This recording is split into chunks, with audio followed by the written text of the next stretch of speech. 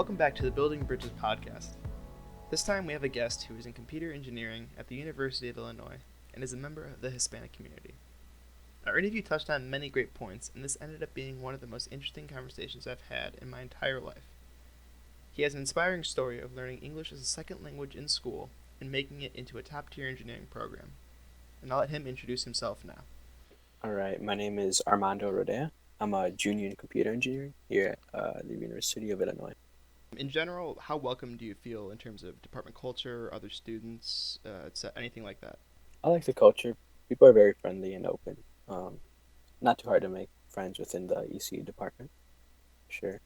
Uh, yeah, so overall you feel it's just pretty accepting for the most part? Yeah, yeah, it's inviting. Okay. Pretty, yeah. This was the start of what seemed like a common theme throughout this interview. Despite receiving what seems like very good support from the university and RSOs, Armando still couldn't shake the feeling of being out of place at times. I guess in terms of representation, because I know the ECE department is very much majority white or Indian. How is that? Is it something you don't really notice? Is it a little Uh, off-putting? Like, how does it hit you? so that's something I usually always notice. I'm usually always the only person Hispanic origin in a room. Like, so that's nothing new to me. But I definitely do feel it when I walk into, let's say, a classroom, a big lecture hall, and I'd be like the only one of two Hispanics. Um, so yeah, I definitely do notice it. Yeah. So how does that feel when you walk in and you look around? It's like, oh, almost no one looks like me. Uh, Usually, since like I was saying before, this is something I've encountered a lot before. So sometimes you don't. It's better to just not pay attention to it because most people are friendly and inviting. So you just make other friends. Yeah. But yeah, it's sometimes I will think of like it's kind of sad. There's like no one like that probably comes from like the same kind of place I come from, you know. Yeah, for sure. So does that like have any impacts? Is it mostly in the background? Like I have here, like That how big of an impact does this have on academic performance or mental health? Does it have any kind of impact like that? Yeah, I feel like it sort of does have a negative impact because it's something like I've struggled with like personally. It's like identity issues. Like, do I fit in? Like if you heard of imposter syndrome, sometimes Mm-hmm. I'll feel that like no one looks like me. And like, what am I? Do I fit in? Like, am I supposed to be here? Type of thing. So that definitely does weigh on me sometimes. I usually try not to let it get to me though, because or else I'll just keep on thinking that it's not a good thing. It's not a good thing. Yeah, for sure. That definitely seems like pretty tough. Like, whenever you think about it, it's like just having that kind of feeling. Hmm. Yeah. So, oh, sorry. Go ahead. Yeah. No, I was gonna say it does help to like I guess talk with other people. Like as soon as they might not look like you, but you could relate to other people with say I don't know common interests, common background. So like if you get to know people, then it kind of helps I guess fill that void of like loneliness per se. Yeah, for You could sure. call it that, yeah. The problem of imposter syndrome is a really harmful element of a lack of representation that hadn't really hit me this hard until this conversation. This seems to perfectly illustrate why only support may not be enough to make minority groups feel welcome in engineering. This struck me as very harmful to both mental health and overall success in the industry later on. So it sounds like from what you're saying, having like a lot more representation would definitely be really beneficial to you. It sounds like. Do you want to go Yeah, into detail on that? yeah, that'd be great. I know sometimes like there's through like the programs I've been, it's very helpful to see an upperclassman or even alumni really that are Hispanic or come from like the same background as I do at some of these events because it's sort of like if they could do it, I could do it. It Yeah, doesn't matter where you come from, like you're capable of doing it and like you fit in, you belong yeah, because for sure. others before you have done it. Yeah, that definitely sounds like it would be super helpful. Yeah, yeah, It's of course, it would always be helpful to have more people of like a similar background and more diverse for sure. yeah. So that kind of brings me to the Hispanic Society of Engineers. So I'm not entirely super familiar with that. Alkesh mentioned that you were part of that at some point. I don't know if you're still in there. Yeah, yeah, it's a big organization. Yeah, I'm a part of it. They have. What would you like to know? Like, I guess, what is it? What do we do? Yeah, I guess a general overview, and we could talk about it a little bit. Okay, so they usually call it SHIP. It stands for the acronyms. Mhm. Society of Hispanic Professional Engineers. And there's a group of, I don't know, couple. I'm not sure of the numbers really, but it's I would say around 100-ish. Don't quote me on that, but Okay. yeah, it depends on how many people come to like the meetings. But there's like subgroups, right? Okay. So I'm a part of the technical team. So like we'll do MRDC if you've heard of that, and we'll do engineering open house. We work on projects for that, representing SHIP, as part of SHIP group. Oh, Uh, nice. but but there are different organizations that does like volunteer work, host high school students coming in from like minority backgrounds. Mhm. Host them for a weekend. I've done that before too. So it's like there's a lot of different parts to it, but overall, yeah, Yeah. Wow, that's I'm surprised I haven't even heard of this. Like, that sounds like such cool work you guys are doing. And you said you're trying to reach like incoming students. It sounded like. oh yeah, That's yeah. We awesome. do every year. We host it's they call it high school visitation. Hmm. We'll reach out to high school students that are applying or have applied to the University of Illinois and try to encourage them like to do like this is our trying to do our part in helping diversify the, Yeah. the engineering here at Illinois. This is where I first realized exactly how impactful organizations like SHIP can be. Everything Armando was talking about beforehand felt like good steps, only with something missing. Once he started talking about SHIP, though, I started to see how passionate about it he was, and how effective groups like it are at making minority students feel much more welcomed. That's awesome. So just at people that haven't even gotten in, just applying. That's really really Hmm. cool. Yeah, I hosted t- three people since I've been here. Oh Um, wow, that's awesome. three high school students. Yeah, that's always something I like to do because like like I said, I've always wanted to see alumni. Like if they could do it, so I want them to see that I'm here and they could come and they shouldn't be scared of stereotypes of what an engineer is or how an engineer should look like. So that's why I do it. Yeah, wow, that's really cool. That's definitely that's just like that's such like a cool thing. I didn't know what happened, and it's making me like smile. That Yeah, there's for so much sure. work getting put into it. That's awesome. Yeah, there's a lot of background work a lot of other people do for sure Mhm. to get it all ready. Yeah. So what other? You said there's other like subgroups in there. Yeah, What do other committees people they do? call them. There's volunteers, a volunteer group. I know that they volunteer around the Urbana, Champaign area, and they'll reach out to high school no, my bad, middle school students Oh like wow, that's around that awesome. age, and they'll do like pen pal letters, and so we'll have a pen pal. I did this one year where you'll write to some like a kid that's in a nearby school, and like we'll keep on reaching out back and forth through pen pal. There's also Yeah. like a fundraising department.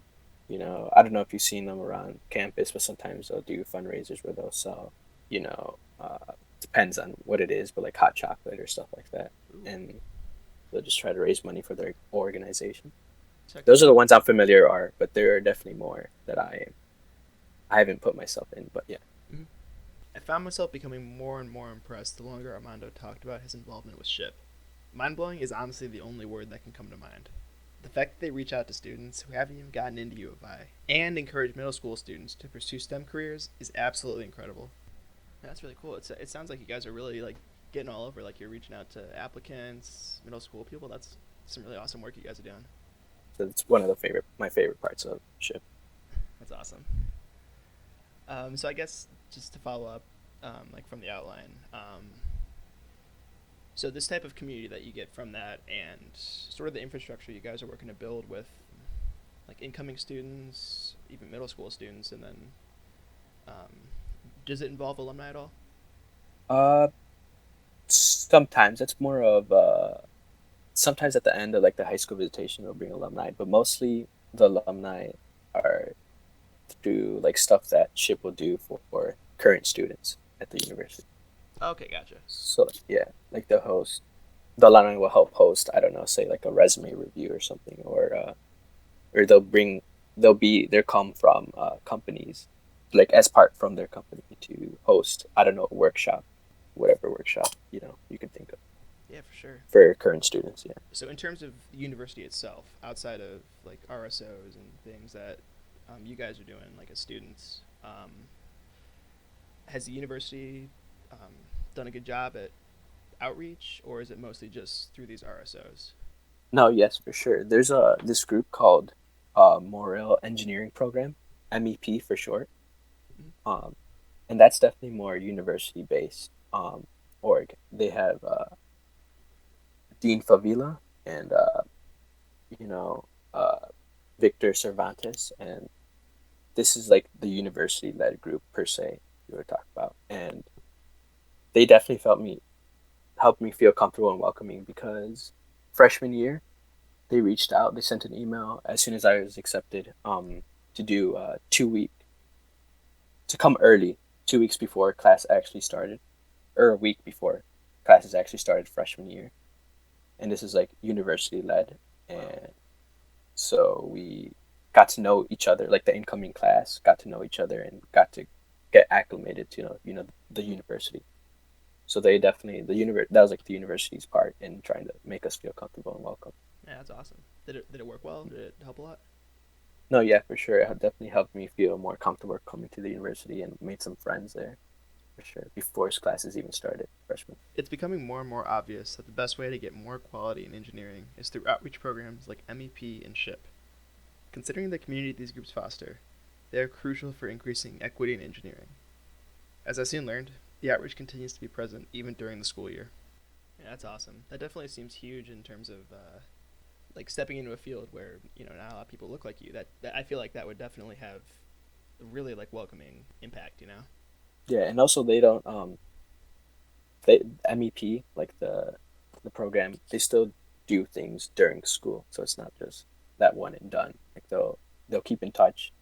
The dean will reach out to us, or Victor will reach out to us every semester and stuff, or we'll do events every now and then.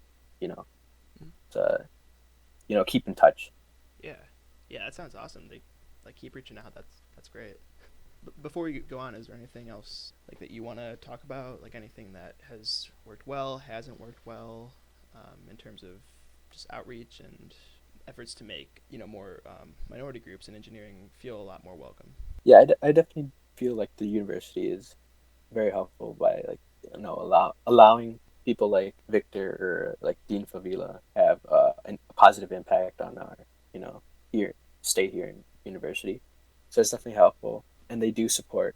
Uh, a lot of these things will interbreed. So like people from MEP go on to SHIP, and then go on to NESB. So it's like a feeder into these student run organizations. So that's definitely something that's very helpful. But yeah, there's something important like that. Stuff like that should be continued. For sure. Yeah. These outreach programs seemed incredibly effective at creating a welcoming environment for members of the Hispanic community. Armando had yet to mention any shortcomings of the university itself. I wanted to ask specifically about this, and his answer further reinforced just how important representation is. So I guess in terms of culture and organizations and stuff, are there any shortcomings? Like any places where, maybe more could be done, or, what's being done isn't enough? Anything like that? Well, as you know, like the EC department, it's not it's the largest at the school, but it's also not very diverse, and Mm-hmm. there's not a lot of women, not a lot of Hispanic or blacks. So there's stuff definitely that's something that the university could keep on working on. Mm-hmm. Especially like the EC department, reaching out more to these orgs, I guess. Yeah. Yeah, for sure. So it's mostly just demographics is, in your opinion, like the most. I don't know if intimidating is the right word, but kind of know what I'm trying to say. Yeah. It's no, I mean like everyone's like I said earlier, like people are friendly, I like the culture of VC for sure.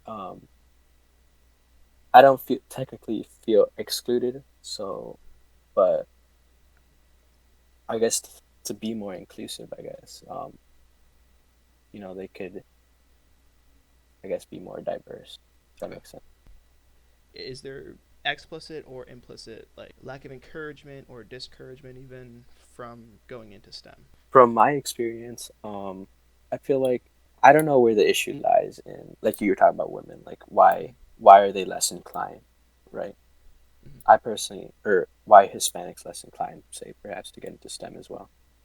I wouldn't know the answer to that. I wish I could, but Mm-hmm. maybe perhaps it does have to do with like not getting steered in that direction.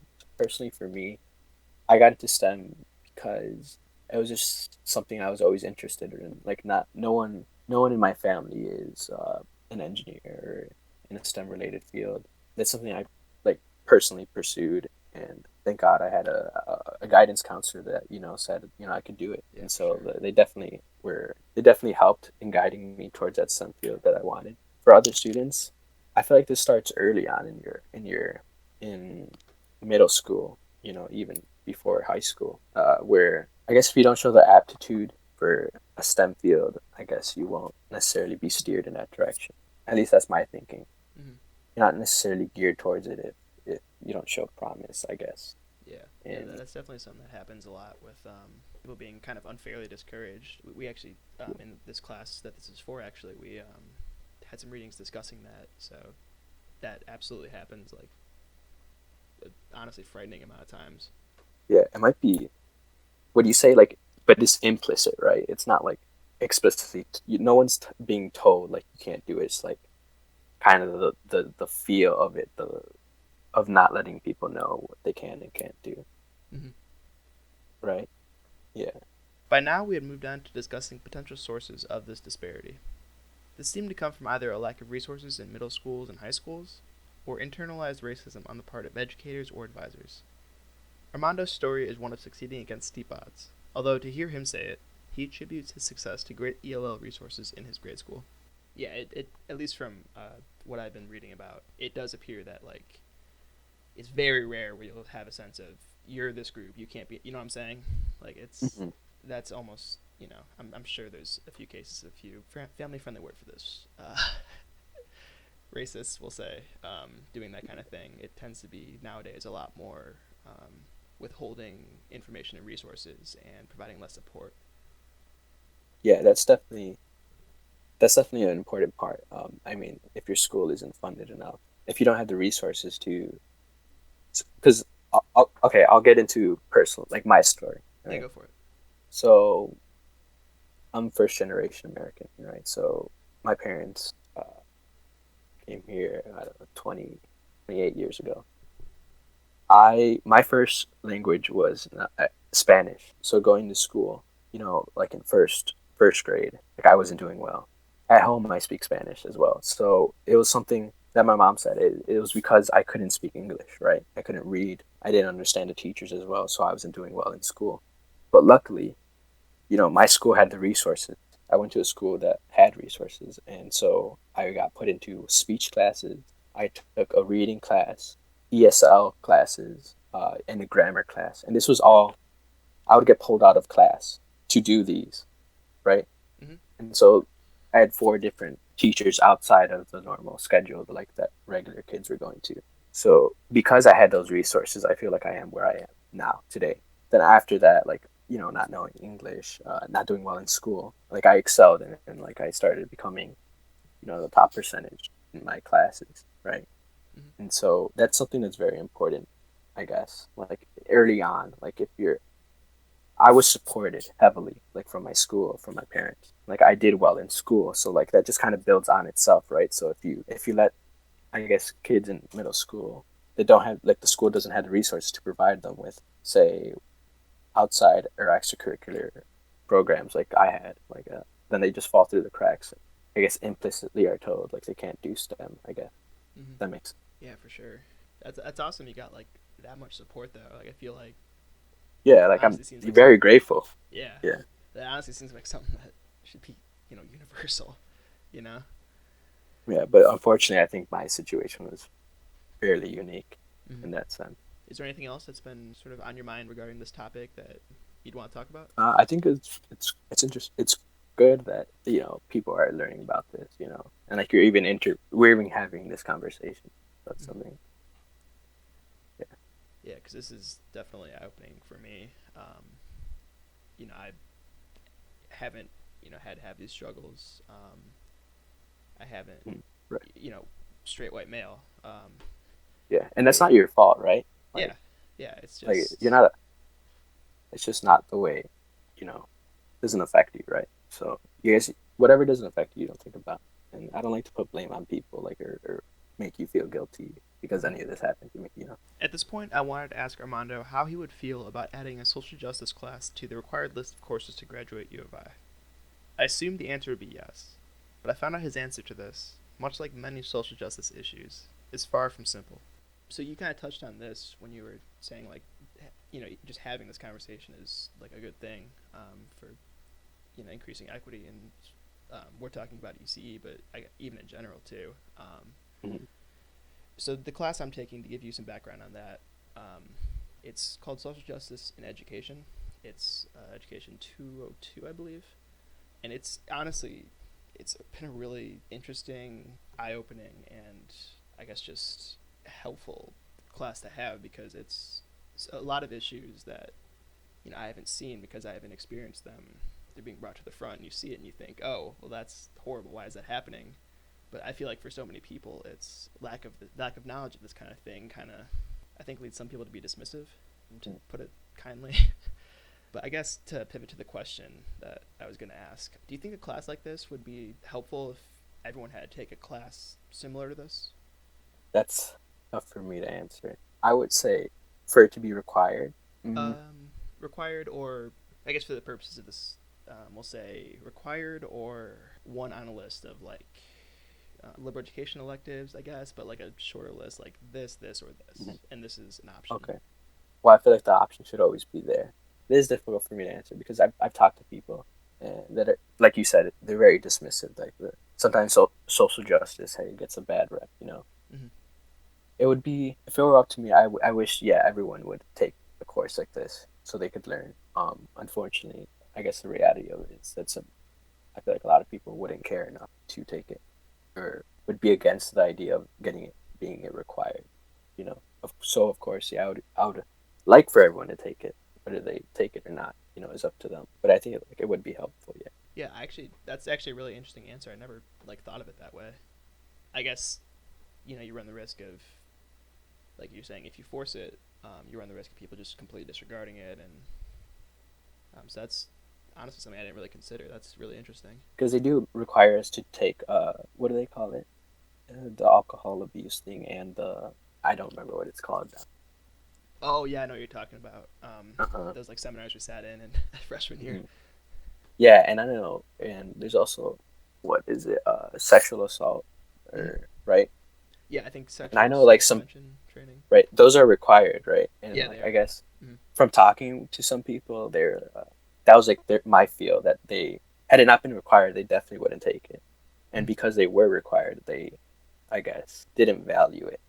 They just dismissed it Mm-hmm. altogether. Yeah. That's a really interesting way to look at it. This was something I'd never considered. Armando's inclusion of the ACID program as an example really made clear the difficulties of acquiring this course while still keeping its impact. Despite a social justice class's important message, which not everyone exposes themselves to, requiring it runs the risk of people shutting down and disregarding it. So I guess we're kind of nearing the end of this. I was wondering if you had any final topics of discussion you'd like to bring up, or just some closing thoughts. We were just finishing the interview when this amazing quote came out, and I absolutely had to include it in the conclusion. Yeah, there's from an alumni at one of these events held by MEP that I heard him say. He says, "Don't let them put you in a box until you're in a box." At first when he said that, yeah, I didn't really get it. Mm-hmm. Obviously, when you're in the box, it's like in your coffin, basically. So don't let anyone say what you can or can't do. Don't let them put you in a box. You know, until you have no say of it, until you're dead. I really like that quote. I really like that too, actually. That was a really good interview. Thank you so much for your time. This was really, really interesting and super, super helpful. Yeah, thank you for having this conversation. Thank you so much for listening to this episode of Building Bridges. Stay tuned for the next episode, where Jacob and I discuss our interviews and how educators and school administrators can better facilitate quality in the field of engineering.